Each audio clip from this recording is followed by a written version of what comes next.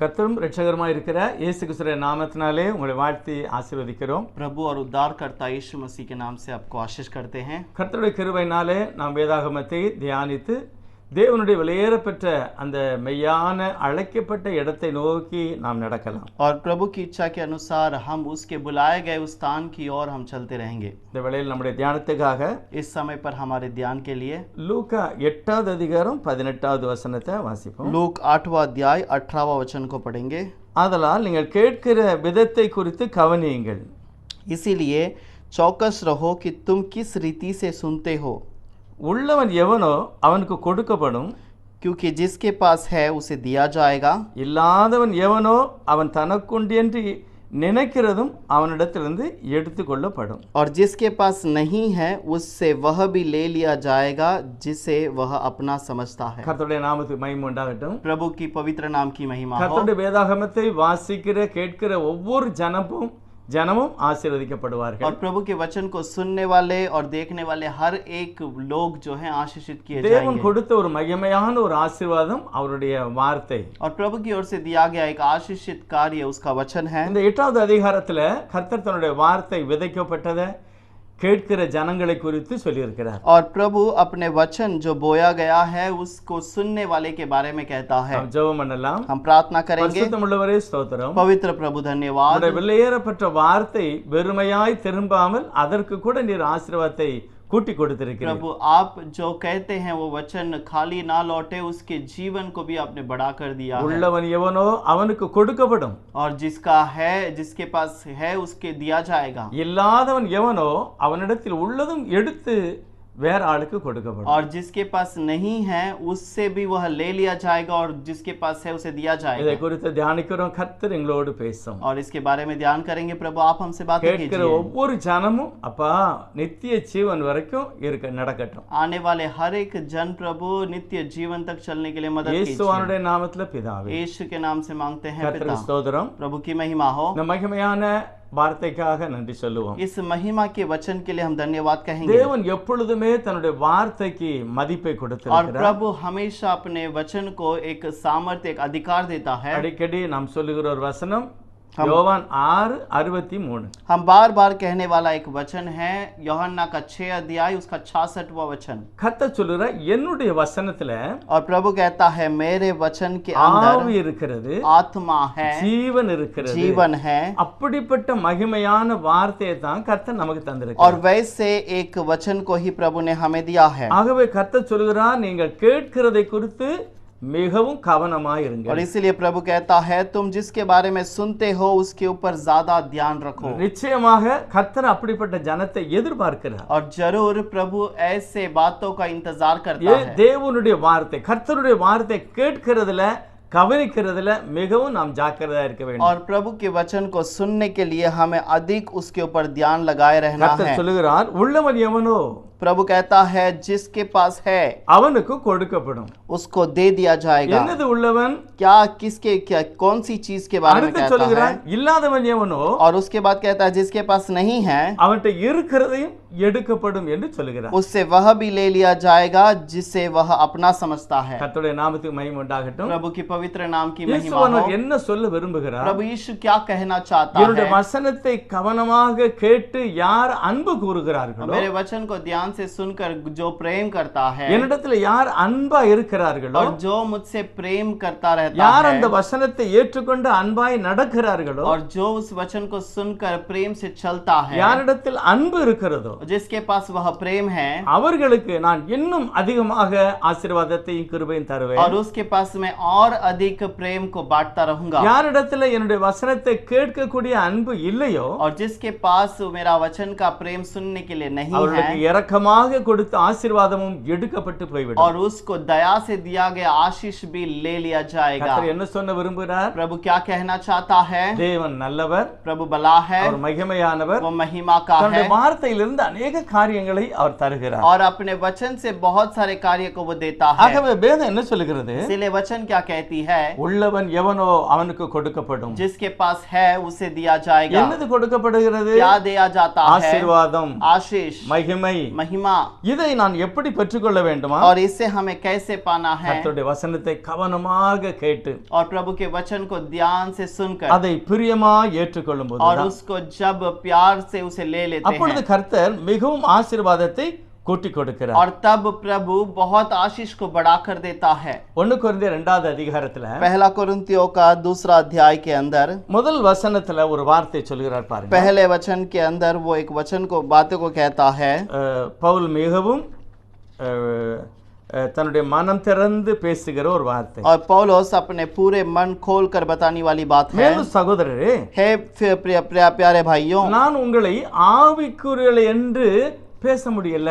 और मैं तुम्हें आत्मिक व्यक्ति समझकर बातें नहीं कर நீங்கள் पाता। ஒரு நல்ல விசுவாசமுள்ள பிரதராக நான் உன்னை பார்க்க முடியல. मैं एक विश्वासी भाइयों के समान नहीं देख पाता। உலக பிரகாரமான ஒரு குழந்தையை போல இருக்கிறீர்களே, और दुनिया के रीति पे एक बच्चे के समान तुम हो। அந்த வார்த்தையை உங்களால புரிந்து கொள்ள முடியல. उन वचनों को तुम समझ नहीं அந்த पाते ஆசீர்வாதத்தை அனுபவிக்க முடியல. और उस आशीष को तुम अनुभव नहीं कर पाते। ஆகவே உங்களுக்கு பலன் இல்லை. इसीलिए तुम्हें सामर्थ्य नहीं है। கர்த்தர் என்ன சொல்ல விரும்புகிறார்? प्रभु क्या कहना அவருடைய चाहता है? வசனத்திலே ஆசீர்வாதம் இருக்கிறது, वचन के अंदर आशीष है, வசனத்திலே ஜீவன் இருக்கிறது. वचन के अंदर जीवन है। ஆனால் அதை நான் கொடுத்த ஜனங்கள் குழந்தைகளைப் போல இருக்கிறார்கள். और उसे जिसे मैंने दिया था वो एक बच्चों के समान है। அவர்கள் அதை தேறினவர்களாக நான் காணவில்லை. और वो उसके अंदर बड़े हुए के समान नहीं பவுல் दिखते। சொல்கிறான், நான் ஒருவன் சொல்கிறான், நான் பவுலுடைய ஆளு.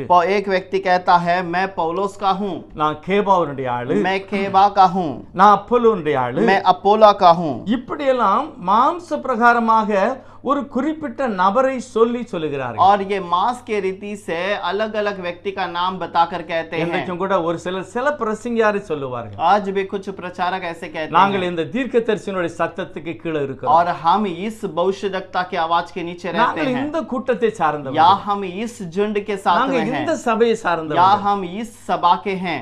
பவுல் சொல்லுகிறார், पौलुस कहता है இப்படி நீங்கள் சொன்னால் மாம்சத்துக்குரியவர்கள். और ऐसे तुम कहो तो तुम मांस के हो। சபை என்றால் यदि कलीसिया है, இயேசு கிறிஸ்துவின் இரத்தத்தினால அது கழுவப்பட்டது. यीशु मसीह के लहू के द्वारा वो धोया गया எந்த है। ஒரு சபையில் இருந்தாலும் அவன் தேவனுடைய வார்த்தையோடு இருந்தால் கர்த்தர் அவனோடு இருப்பார். कोई भी कलीसिया में क्यों ना रहे, वो प्रभु के वचन के अंदर धोया गया है तो वो सही रास्ते पे होगा। ஐயா நீங்க கிறிஸ்டியனா? क्या आप मसीहा हैं? ஆமா, हाँ, நான் தேவனுடைய பிள்ளை. मैं प्रभु का இதுதான் संतान हूं। என்னுடைய பதிலாக இருக்க வேண்டும். यही मेरा जवाब होना இல்ல चाहिए। நான் அந்த கூட்டத்தை சார்ந்தவன், नहीं, मैं उस परिवार நான் का இந்த हूं, சபையை या சார்ந்தவன். मैं इस सभा का हूँ। இப்படி நாம் சொல்லுவோமானால் பைபிள் சொல்லுகிறது உலக பிரகாரமான ஜனம். और ऐसा यदि कोई कहता है तो ये दुनिया के प्रकार के लोग हैं। இவர்கள் ஆவிக்குரியவர்கள் அல்ல. ये आत्मिक रीति पे नहीं है। ஆவிக்குரியவர்கள் என்றால் आत्मिक व्यक्ति हो, இயேசு கிறிஸ்துவின் இரத்தத்தினால் நான் கழுவப்பட்டவன், यीशु मसीह के लहू से मैं धोया गया நான் हूँ, தேவனுடைய பிள்ளை, मैं प्रभु का நான் संतान हूँ, தேவனை நோக்கி मैं நடக்கிறேன். प्रभु की ओर चलता रहूंगा। பவுல் அடிக்கடி சொல்லுகிறார், पौलुस बार बार कहता நான் है தேவனோடு அவருடைய சித்தத்தை मैं நிறைவேற்றுகிறேன். प्रभु के साथ उसकी इच्छा को पूरा करता हूँ। முதல் அதிகாரத்துல 1 கொரிந்தியர் முதல் அதிகாரத்துல पहले कुरिन्थियों का पहला अध्याय के பவுல் अंदर மிகவும் अनेக காரியங்களை சொல்லுகிறார். पौलुस बहुत ही प्यार से वो कुछ बातों को कहता है। யாருடைய நாமத்துல நீங்க ஞானஸ்நானம் எடுத்தீர்கள்? किसके नाम से तुमने बपतिस्मा लिया? எப்படிப்பட்ட எந்த வசனம் உங்களை பரிசுத்தப்படுத்தினது? कौन से वचन ने तुमको पवित्र किया है? என்னுடைய வசனமா? क्या मेरा वचन पवित्र என்னுடைய किया? நாமத்திலயா? क्या मेरे नाम से बपतिस्मा लिए? இல்லையே. नहीं, கிறிஸ்து தன்னுடைய இரத்தத்தினால் உங்களை மீட்டுக் கொண்டார். मसीहा ने अपने लहू से तुम्हें चुन लिया। அவருடைய நாமத்தில் நீங்க ஞானஸ்நானம் பெற்றீர்கள். उसके नाम से तुमने बपतिस्मा पाया है। சிலுவை உபதேசத்தினால நீங்கள் மீட்கப்பட்டிருக்கிறீர்கள். क्रूस के उपदेश के द्वारा तुम छुटकारा पाए हो। ஆகவே என் அருமையான பிரதர், इसीलिए मेरे प्यारे भाइयों, சகோதரனே சகோதரியே, हे मेरे भाई बहनों, ஒவ்வொரு கிறிஸ்தவர்களும் हर एक मसीहा நான் व्यक्ति தேவனுடைய பிள்ளை, वो कहना चाहिए मैं मसीहा का हूँ, தேவன் என்னை கவனிக்கிறார், मैं प्रभु मुझे देखता என்னுடைய है, எல்லா தேவைகளையுமே அவர் தருவார். मेरी सारी जरूरतों को वो पूरा நான் करेगा। புத்திர சுவிகாரமாக அவருடைய பிள்ளையாய் மாறி இருக்கிறேன். मैं उसके पुत्र के कहलाने के रूप में उसका बच्चा बन இயேசு गया। கிறிஸ்து தன்னுடைய இரத்தத்தை கொடுத்து என்னை வாங்கி இருக்கிறார். यीशु मसीह ने अपने लहू को देकर मुझे चुन लिया है। ஆகவே சாத்தானுக்கு என் மேல எந்த அதிகாரமும் இருக்காது. इसीलिए शैतान का मेरे ऊपर कोई अधिकार नहीं है। நான் தேவனுடைய பிள்ளை. मैं प्रभु का बच्चा हूँ।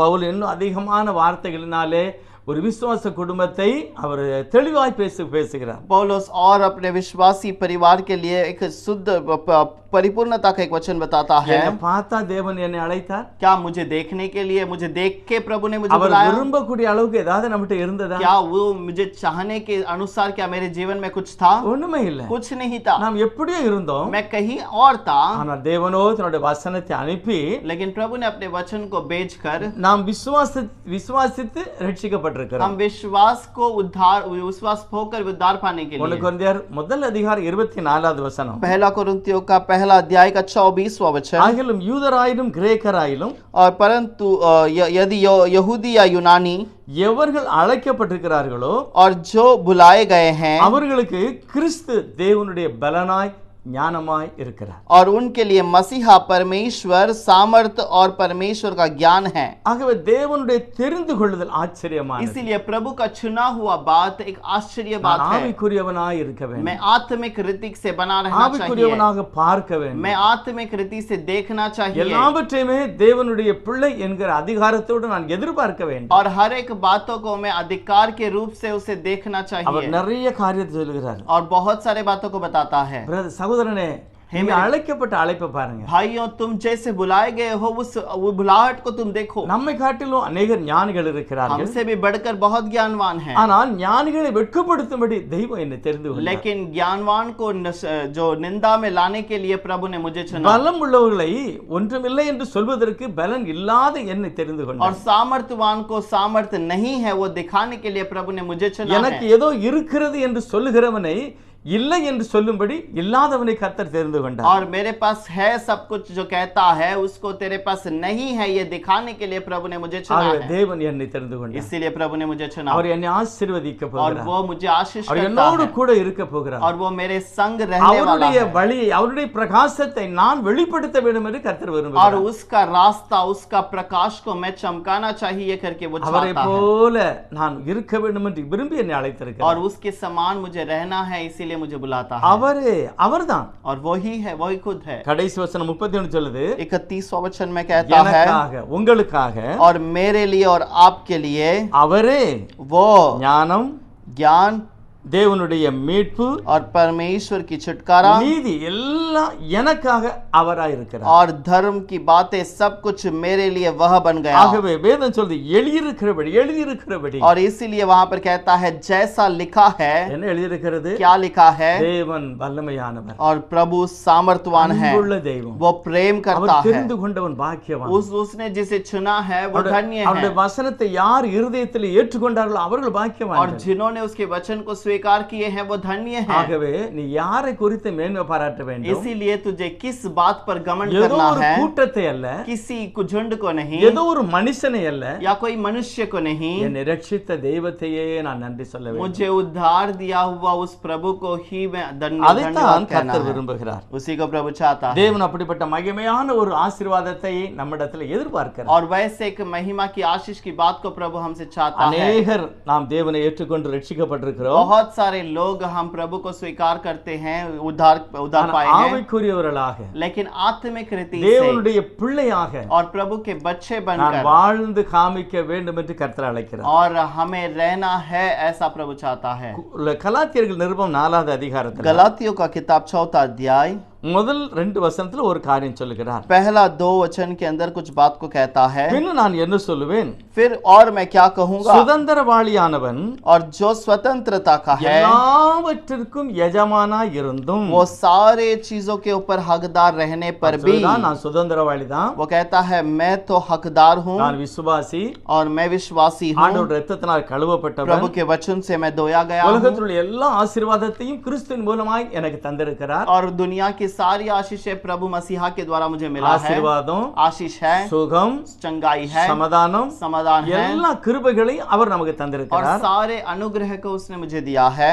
அவர் சொல்லுகிறாரு, वो कहता है எல்லாவற்றுக்கும் நீ ஒரு பெரிய முதலாளியாக, உத்தமனாக இருந்தும் और सारे चीजों का एक हकदार और उसके लिए नेक व्यक्ति बनने पर भी, ஆனால் அவன் சிறு பிள்ளையா இருக்கும் காலம் அளவும் और जब तक वह बालक बना रहेगा, அவனுக்கும் அடிமைக்கும் வித்தியாசமே இல்லை. उसका और गुलाम का कोई अंतर नहीं है। என்ன சொல்ல விரும்புகிறாரு? वो क्या कहना चाहता है? நான் சுதந்திரவாளி, मैं हकदार हूँ, வாக்குத்தத்தம் எனக்கு இருக்கிறது, वागदान मेरे लिए है, தேவன் எனக்கு நன்மையே செய்து கொண்டிருக்கிறார், और प्रभु मेरे लिए भलाई करता हुआ है, உலகத்தின் முடிவு வரையும் நான் உன் கூட இருப்பேன்னு சொல்லி இருக்கிறார். दुनिया के अंत तक मैं तेरे संग रहूंगा करके நாளைய कहा। பற்றி கவலைப்படக்கூடாதுன்னு சொல்லுகிறார். कल के बारे में चिंता नहीं करना है करके கூப்பிடுகிற कहता காக்கை है। குஞ்சுக்கு நான் சாப்பாடு கொடுக்கன்னு சொல்லி बुलाने இருக்கிறார். वाले कौवों के बच्चों को भी मैं खिलाने உன்னுடைய वाला हूँ தலையில் करके உள்ள कहा। முடியெல்லாம் நான் எண்ணி வைத்திருக்கிறேன்னு तेरे सर சொல்லுகிறார். के बालों को मैंने गिना है करके कहा। கவலைப்படாதேன்னு சொல்லுகிறார். चिंता नहीं करना है करके இதெல்லாம் कहा। சொல்லி இருந்தும், ये सब कहने के बावजूद, இவ்வளவு ஆசீர்வாதம் இருந்திருந்தும், ये सब आशीष रहने के बावजूद,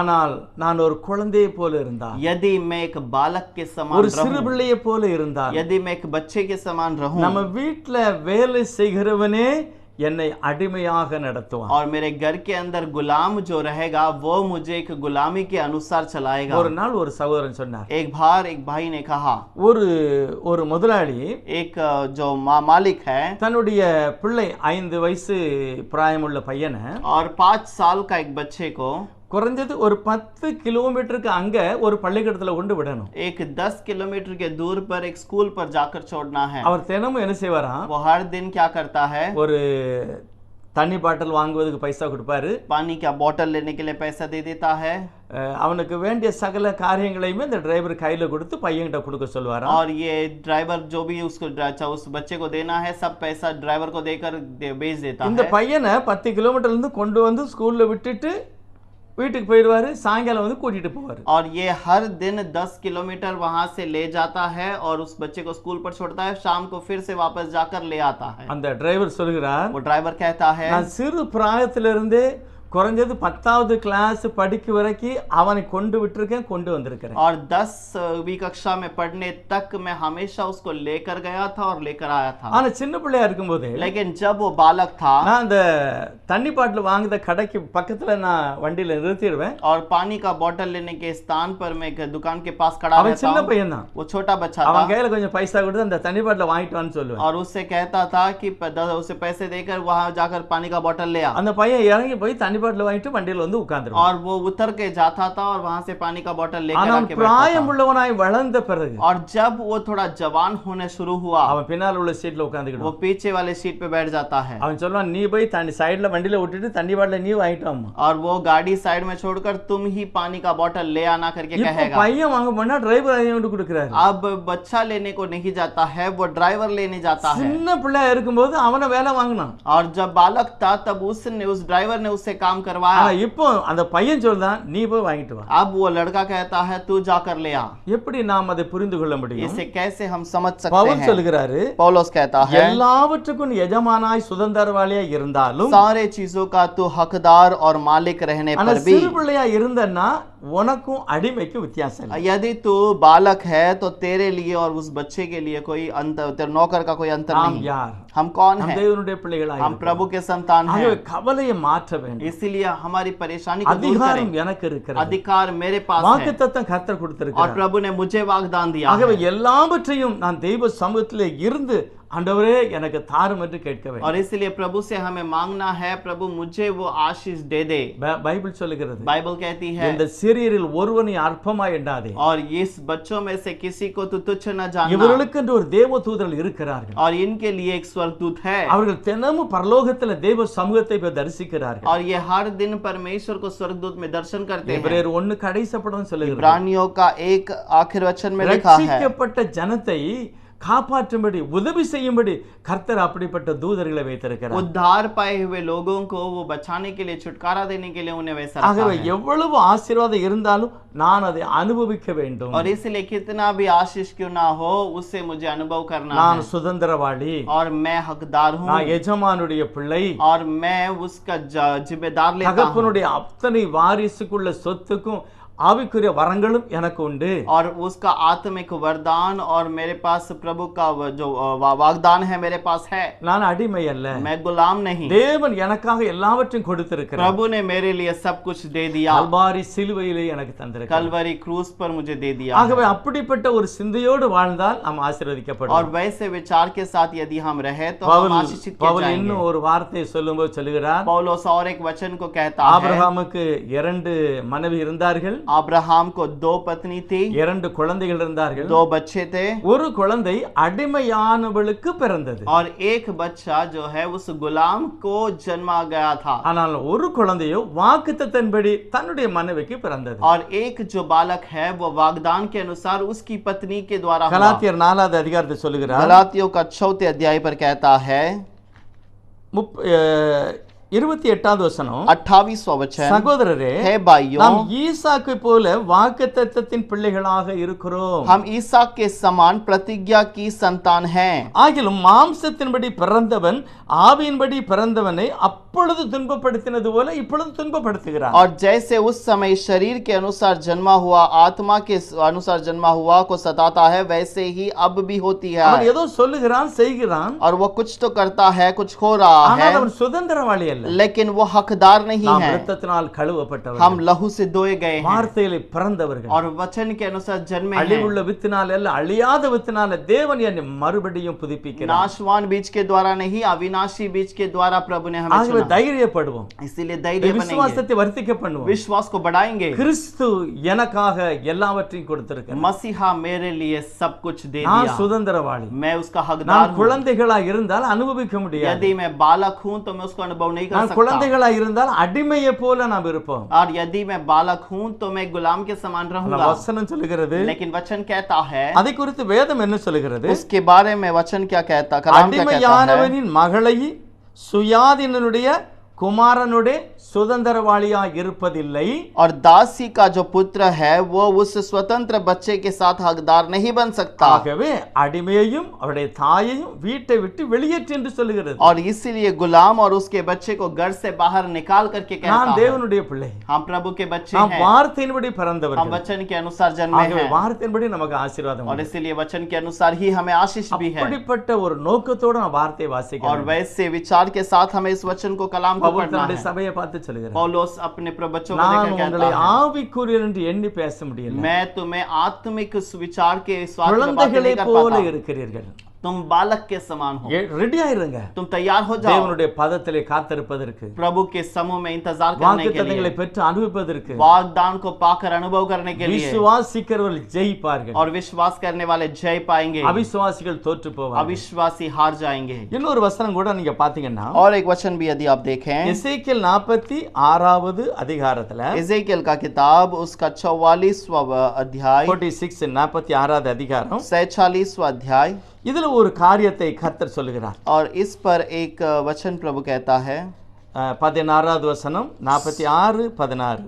इजेकियल 46 उसका 16वां वचन, கர்த்தராகிய ஆண்டவர் சொல்லுகிறது என்னவென்றால், परमेश्वर यहोवा यो कहता है, அதிபதி தன் குமாரனுக்கு தன் சுதந்திரத்தில் ஒரு பங்கை கொடுத்தால், यदि प्रधान अपने किसी पुत्र को कुछ दे, அவன் குமாரனுடைய இருக்கும், तो वह उसका बाग होगा, அது சுதந்திர வீதத்தின்படி அது அவனுடைய பிள்ளைக்கு தான். और उसके हकदार के अनुसार वह उसी का रहेगा। அவன் தன் ஊழியக்காரரில் ஒருவனுக்கு தன் சுதந்திரத்தில் ஒரு பங்கை கொடுத்தானால், यदि उसके नौकर को किसी बात की हक की बात को यदि दे, அது விடுதலையின் வருஷம் மட்டும் அவனிடத்தில் இருக்கும். और वो छुटकारे के समय तक उसके पास रहेगा, அதுக்கு பிறகு அது திரும்ப அதிபதி இடத்துக்கே திரும்பிவிடும். और वो फिर से जो उसका हकदार पहले था उसी के पास लौटा दिया அதன் जाएगा, சுதந்திரம் அவன் குமாரனுக்கே உரியது. और उसका स्वतंत्रता उसका पुत्र का रहेगा। அடுத்த வசனம் சொல்லுகிறது, उसका अगला वचन कहता है, அதிபதியானவன் यदि जो अधिकारी है ஜனத்தை இடுக்கண் செய்து और लोगों का बोझ बढ़ाकर, அவர்களின் சொந்தமானதற்கு அவர்களை புறம்பாக்கி, और उनके खुद के चीजों से उन्हें दूर करते हुए, அவருடைய சுதந்திரத்திலிருந்து ஒன்றும் எடுக்கலாகாது, और उनके किसी हक के चीजों से वो दूर नहीं कर सकता। என் ஜனத்தில் ஒருவரும் मेरी प्रजा में से कोई தங்கள் சொந்தமானதற்கு புறம்பாக்கப்பட்டு சிதறடிக்கப்படாதபடிக்கு और अपने किसी चीजों से वो या उस जगह से दूर किया जाए, அவன் தன் சொந்தத்திலே தன் குமாரனுக்கு சுதந்திரம் கொடுக்க கடவன். और वो अपने खुद के कबातों के अंदर वो अपने बच्चे के लिए हकदार की बातों को दे। ஒரு பெரிய ராஜா, एक बहुत बड़ा राजा, ஒரு ராஜா தேவன், एक वो जो राजा है वो प्रभु நம்முடைய है, தேவன் हमारा प्रभु தன்னுடைய ஆசீர்வாதத்தை, தன்னுடைய ஆவிக்குரிய வரத்தை, தன்னுடைய சுதந்திரத்தை தன்னுடைய மகனுக்கு கொடுக்கிறார். और अपनी हक की बात को, अपनी जरूरत की बात को वो अपने बेटे को देता है। அது சொல்லுகிறார், அது அவனுடையதுதான். और वो कहता है वो उन्हीं का है, அது எப்போ கொடுத்தாரோ அது அவனுக்கு தான். और वो जब भी देता है वो उसी का होगा, அது மாறாது. वो कभी ना அது बदलेगा, தொடர்ந்து அவன் அதை உரிமை और கொண்டாடும். वो हमेशा उसी का हकदार बनेगा। அடுத்து எசேக்கியேல் என்ன சொல்கிறாரு? उसके बाद इज़ेकियेल क्या कहता ஒருவேளை है, அதே கர்த்தர், या फिर वही जो அதே प्रभु, தேவன் वही खुदा, ஒரு வேலைக்காரனுக்கு ஒரு சுதந்திரத்தை கொடுத்தார். और यदि कोई एक नौकर को वो हकदार की बातें दे, நல்லா சிந்திக்கணும். आप सोच कर ஆவிக்குரிய देखिए, வரம், आत्मिक वरदान, ஆவிக்குரிய ஆசீர்வாதம், आत्मिक आशीष, ஆவிக்குரிய வெளிப்பாடு आत्मिक जो ஒரு प्रकाश, வேலைக்காரனுக்கு கொடுத்தார். यदि वो किसी नौकर को दे, விடுதலையின் வருஷத்திலே வேலைக்காரன் கையில் இருக்கிறது அவனுக்கு திரும்பி போய்விடும். और वो छुटकारे के दिन पर तक उसके पास रहेगा, उसके बाद उसके मालिक के पास चला जाएगा। என்ன சொல்ல விரும்புகிறார்? वो क्या कहना चाहता है, கர்த்தர் என்ன சொல்ல விரும்புகிறார்? प्रभु क्या कहना चाहता है, இதை குறித்து இயேசுவானவர் மலை பிரசங்கத்தில் ஒரு வார்த்தை சொல்கிறார். इसके बारे में यीशु मसीह पहाड़ के प्रचार पर कहता 7வது है, அதிகாரம் 7वां अध्याय, மத்தேயு 7வது அதிகாரத்தில் मत्ती का 7वां अध्याय, இதே காரியத்தை அவர் தெளிவாய் பேசுகிறார். इसी बात को वो वहां पर ठीक से बताता है। அந்நாட்களிலே उन दिनों में அநேகர் என்னை நோக்கி, बहुत सारे मुझे दे मेरी ओर आकर, கர்த்தாவே கர்த்தாவே, हे प्रभु हे प्रभु, உமது நாமத்தினாலே தீர்க்க தரிசனம் உரைத்தோம், आप क्या उन में आपके नाम से हमने शैतान को भगाया, உமது நாமத்தினாலே தீர்க்க தரிசனம் சொன்னோம், तेरे नाम से भविष्यवाणी की, இன்னும் நிறைய அற்புதம்லாம் செய்தோம், और बहुत अद्भुत कार्य किए हैं, அதனால நாங்க வாரோம். इसलिए हम आएंगे। ஆனா கர்த்தர் என்ன சொல்றாராம்? लेकिन प्रभु क्या कहता है, நான் ஒரு காலம் உங்களை அறியேன். मैं कदाचित तुम्हें नहीं जानता। அப்போ அவங்க செய்தது தப்பா? क्या उन्होंने जो किया वो गलत है, இல்ல செய்யலையா? या उन्होंने नहीं किया, இல்ல பொய் சொன்னாங்களா? या उन्होंने झूठ कहा, இல்ல.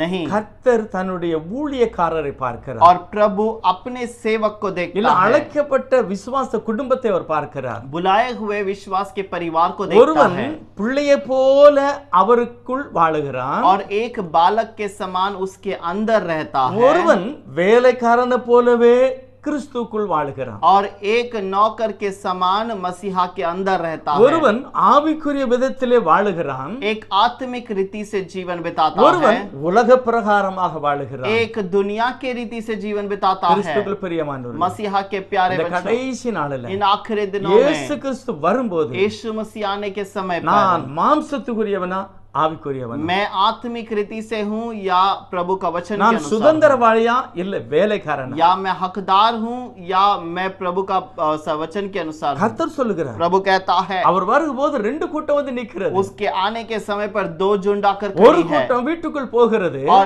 एक झुंड घर के अंदर ஒரு प्रवेश करता கூட்டம் வெளியே है, நின்று சொல்லுகிறது, एक झुंड बाहर खड़े रहकर நான் बताता है, இயேசுவின் நாமத்தில் அற்புதம் செய்தேன், मैं यीशु तेरे नाम से अद्भुत किया, தீர்க்க தரிசனம் मैंने சொன்னேன், भविष्यवाणी की, பிசாசுகளை मैंने துரத்தினேன், शैतान को भगाया, அநேகர் ஆண்டவரை ஏற்றுக்கொண்டார்கள். बहुतों ने प्रभु आपको स्वीकार ஆனா किया, ஆண்டவர் சொல்கிறார், நீ யாருன்னே எனக்கு தெரியாது, लेकिन प्रभु कहता है तू कौन है मैं नहीं जानता, அக்கிரமமாக நீ செய்தாய், तूने अधर्म से वो कार्य किया है, கிருமமாக நீ செய்யவில்லை, तूने धर्म के अनुसार नहीं किया, நீ கிருமம் என் வசனத்தின்படி நீ செய்யல, तो धर्म धार्मिकता के अनुसार नहीं किया है, அக்கிரமமாய் तो செய்திருக்கிறாய். अधर्म के अनुसार किया है। இந்த இடத்துல தான் தெரிகிறது நான் ஆவிக்குரிய பிரகாரம் செய்கிறேனா மாம்ச பிரகாரம் செய்கிறேன். यहाँ पर पता चलता है कि मैं आत्मिक रीति से करता हूँ या शारीरिक रीति से करता நான் हूँ, கிருமமாக செய்கிறேனா அக்கிரமமாக செய்கிறேன். या मैं धार्मिकता से करता हूँ या अधर्म के काम से करता हूँ। தேவன் நான் செய்கிறதை ஏற்றுக்கொண்டாரா இல்லை தள்ளி விட்டார் प्रभु ने मैंने जो किया है उसे स्वीकार किया या दूर कर दिया। கர்த்தர் நம்மை பார்த்து சொல்லுகிறார், प्रभु हमें देखकर कहता நீ है சுதந்திரவாளியாய் இருக்க तू வேண்டும். हकदार बन நீ जा, வேலைக்காரனாய் இருக்க तू கூடாது. नौकर बन के ना रहना। ஆண்டவர் சொல்லுகிறார், प्रभु कहता है வேலைக்காரன் ஓனாய் வரும்போது ஓடி விடுகிறான். और जब भेड़िया आता है तो नौकर चला जाता है। தேவன் தன்னுடைய ஜனத்தை பார்த்து சொல்லுகிறார். प्रभु अपने लोगों को देखकर कहता है, யோவான் 10:10 சொல்லுகிறார், यूहन्ना 10:10 के अंदर, நான் அவைகளுக்கு ஜீவன் உண்டாயிருக்கும்படி मैं उनके लिए जीवन होने के அது लिए பரிபூரணப்படும்படி நான் और வந்திருக்கிறேன். वो परिपूर्ण होने के लिए मैं आया हूं। ஆண்டவருடைய நாமத்துக்கு மகிமை प्रभु உண்டாகட்டும். की नाम की महिमा हो। கர்த்தர் நம்மளை ஆவிக்குரியவர்களாக நோக்கி பார்க்கிறார், और प्रभु हमें आत्मिक रीति से देखता है, சுதந்திரவாளியாக பார்க்கிறார்.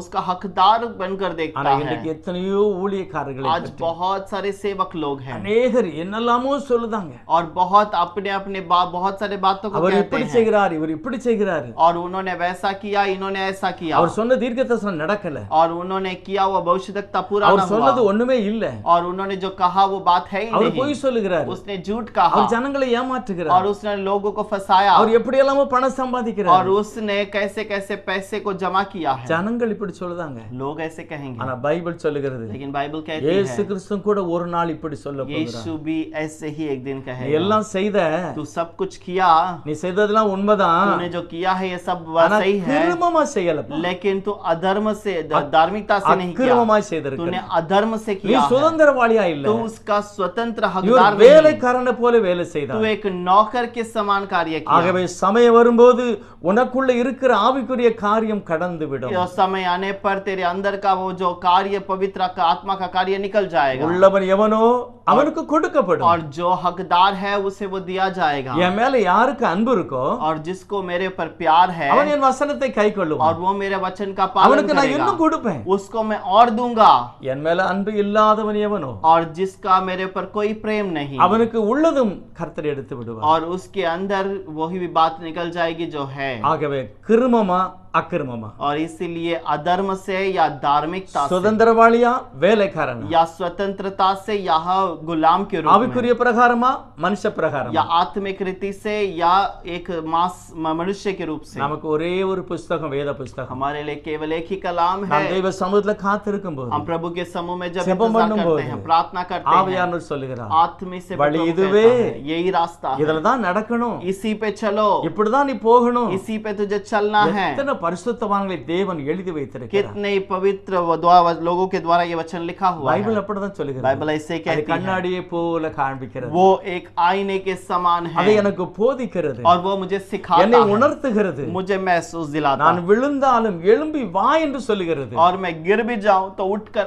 आकर के நான் बुलाता தவறு है, செய்யும் போது தெய்வம் உணர்த்துகிறார். और जब मैं गलत करता हूं तो प्रभु मुझे महसूस मनस्तापப்படும் दिलाता போது, है, और जब मैं दुखित होता அறிக்கை हूं, செய்யும் போது जब अर्पण करता हूं, ஆண்டவர் பாருங்க அப்படியே அணைத்து ஆசீர்வதித்து என்னை பிள்ளையாய் மாற்றுகிறார். प्रभु मुझे गले से मिलाकर अपना बच्चा बनाता என்னை है, சுதந்திரவாளியாய் ஆக்க வேண்டும் என்று அவர் ஆசையோடு காத்திருக்கிறார். और मुझे उसका हकदार बनाने का वो इंतजार करता ஒருவேளை है। நான் துக்கப்படுத்தினா கூட என்னை திரும்ப அழைக்கிறார். यदि मैं उसे दुखित करूं तो भी मुझे फिर से बुलाता है, அதுதான் பரிசுத்த வேதாகமம். और यही पवित्र कलाम है। கிருபையும் அன்பும் நீடிய சாந்தமும் वो உள்ளவர். अनुग्रह, दया और बहुत ही नम्र दिल का நாம் है। ஆவிக்குரியவர்கள், और हम आत्मिक நாம் लोग சுதந்திரவாளி, हैं। हम स्वतंत्र நான் हकदार हैं, தேவனுடைய சனம். हम प्रभु के संतान हैं। கடைசி வசனம் சொல்லுகிறது வெளிப்படுத்தல், आखिरी वचन कहता है प्रभु ஆம் का। கர்த்தாவே வாரும். हाँ प्रभु तू आ।